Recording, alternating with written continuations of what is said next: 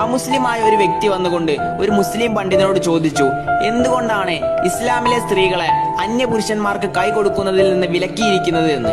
അപ്പൊ ഈ പണ്ഡിതൻ തിരിച്ചു ചോദിച്ചു, നിങ്ങൾക്ക് ബ്രിട്ടീഷ് രാജ്ഞി എലിസബത്തിന് കൈ കൊടുക്കാൻ പറ്റുമോ എന്ന്.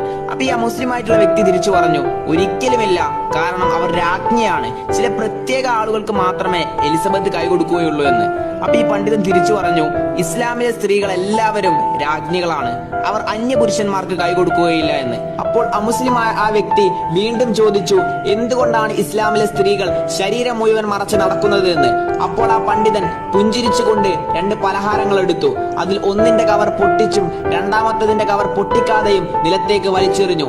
ശേഷം ആ വ്യക്തിയോട് ചോദിച്ചു, ഇതിൽ നിന്ന് ഒന്ന് തിരഞ്ഞെടുക്കാൻ പറഞ്ഞാൽ നിങ്ങൾ ഏതായിരിക്കും തിരഞ്ഞെടുക്കുക? അപ്പോൾ ആ വ്യക്തി പറഞ്ഞു, തീർച്ചയായും കവറുള്ളത്, കാരണം അതിന് യാതൊരു കേടുപാടുകളും സംഭവിച്ചിട്ടുണ്ടാകില്ല എന്ന്.